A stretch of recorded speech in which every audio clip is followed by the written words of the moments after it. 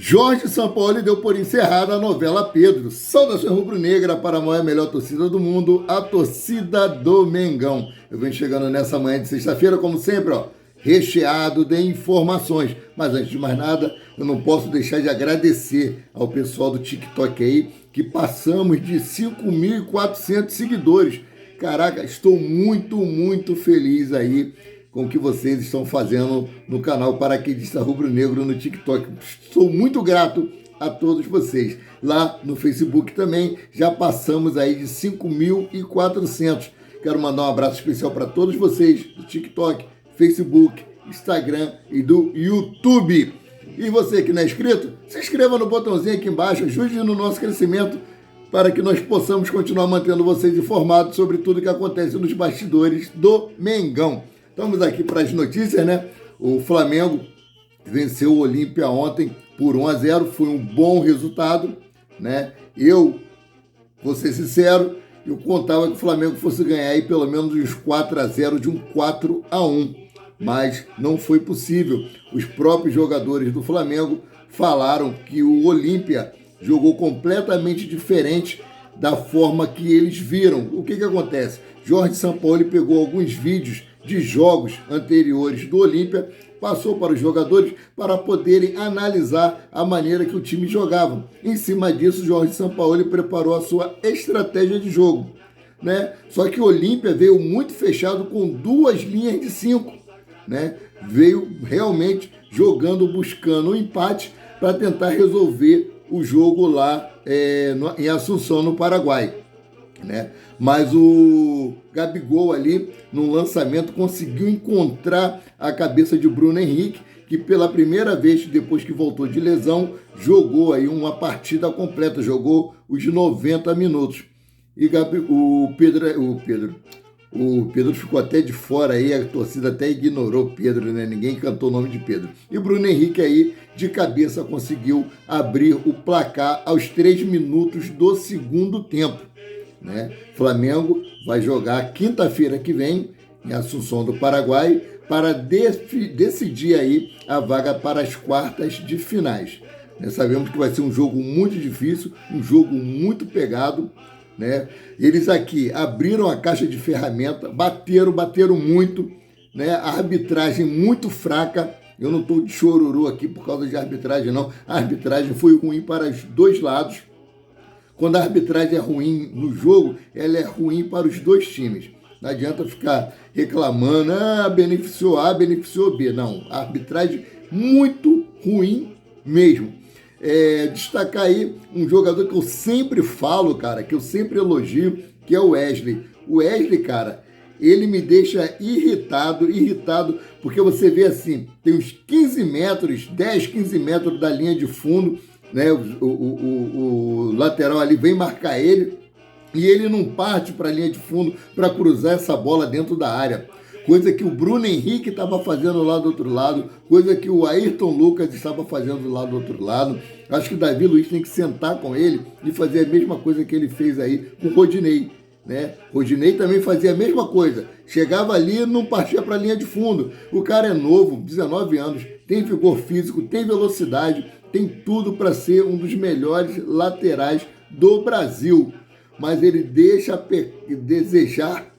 desejar em alguns fundamentos. E esse é um deles. Ele pega a bola ali, tem espaço para ele ir para a linha de fundo, aí ele toca ali para o Everton Ribeiro, ele toca para o Gerson.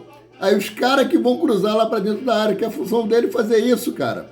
Né? Então, vamos seguindo aqui que tem mais coisa para trazer para vocês, né? O Jorge Sampaoli aí, né, segue se esforçando para apagar o episódio aí que aconteceu com o Pedro, né? Infelizmente aí com o Pedro e o preparador físico, né?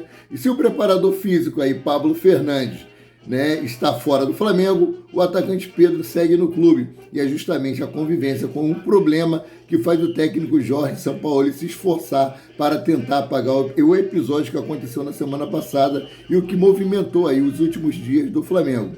Na noite de ontem, né, após a vitória de 1-0 sobre o Olímpia na Copa Libertadores, o argentino sabia que as perguntas na coletiva de imprensa girariam em torno do atacante. E o treinador aí se manifestou em uma nota oficial e foi cobrado por não ter criticado o Pablo e disse que, abre aspas, o assunto está resolvido. Ele disse o seguinte: expressei de forma pública, foi lamentável a atitude do Pablo, né?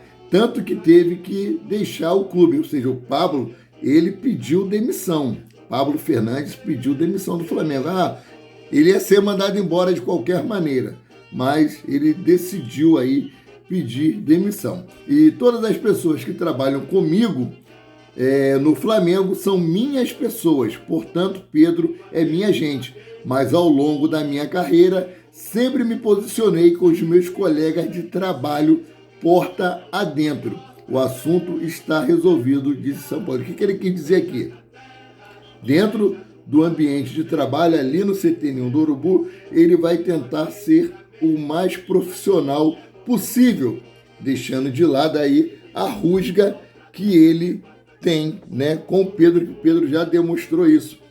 E hoje, o presidente Rodolfo Landim vai se reunir com o Pedro, os seus dirigentes e o pai dele para tentar entender o que está acontecendo com o Pedro devido às suas reclamações públicas, né? O Pedro emitiu uma nota aí dizendo que além que a agressão física se sobressaiu a agressão psicológica que ele vem sofrendo dentro do Flamengo, né? O Pedro já pediu para ser negociado, mas o Flamengo aí, o Rodolfo Landim, já bateu o martelo e disse que nessa janela de transferência não vai vender o jogador. O Flamengo vai tentar, e a diretoria vai tentar parar as arestas para que possa haver uma boa convivência com o técnico e o Pedro, pelo menos no ambiente de trabalho. Então, encerrou aqui assunto Pedro, então vamos para outra notícia aqui.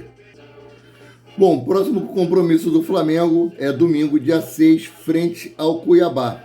E o Sampaoli, na coletiva de imprensa, deu a entender que fará mudanças com relação ao time que jogou ontem, né? E também falou aí sobre o rodízio que ele faz, né? É o seguinte aqui, ó. Flamengo e Cuiabá se enfrentam domingo, dia 6, às 20 horas, horário de Brasília, né? Sampaoli disse o seguinte, abre aspas, tenho que analisar os jogadores que terminaram cansados, que não vão chegar a 100% no jogo. Mas os que estiveram bem vão jogar no domingo. Daremos muita importância ao jogo. E é um lugar difícil, né? O Cuiabá está muito bem. É muito bom o time. Temos que nos preparar, mas cada jogo precisa de um perfil diferente de jogadores. O jogo domingo pede extremos profundos, como Cebolinha e Luiz Araújo, fecha aspas aí, afirmou Jorge Sampaoli. Portanto, com Gabigol suspenso, o ataque contra o Cuiabá deve ser formado aí por Cebolinha, Luiz Araújo e Pedro. E o trio aí chega descansado para a partida, já que o primeiro, né, jogo ficou apenas... Primeiro aí só jogou 5 minutos, que foi o Cebolinha que entrou aí, né, contra o Olímpia. E os outros dois não entraram em campo. Luiz Araújo por opção do treinador e Pedro por estar suspenso. E sobre o rodízio, né, no Flamengo, São Paulo disse o seguinte, sinceramente, eu penso que cada jogo tem particularidade diferente. Tem um plantel de 25 jogadores e creio que isso acaba, né, gerando competição interna num grupo de profissionais e outros aproveitam essa possibilidade, pois também tem muito bom nível que possam se destacar e lutar por uma posição. Mas é o que tanto provoca, né, no Brasil, que cada jogo tem um perfil de jogadores diferente. Mas a torcida, as pessoas aqui não entendem muito, não gostam muito disso, encerrou aí Jorge Sampaoli. Nós aqui no Brasil, né, não estamos acostumados com esse rodízio de jogadores, coisa que é muito comum lá na Europa. Então, galera, eu fico por aqui, voltando a qualquer momento com mais notícias sobre o rubro-negro mais querido e mais amado do Brasil e do mundo, o Clube de Regatas do Flamengo. Saudações!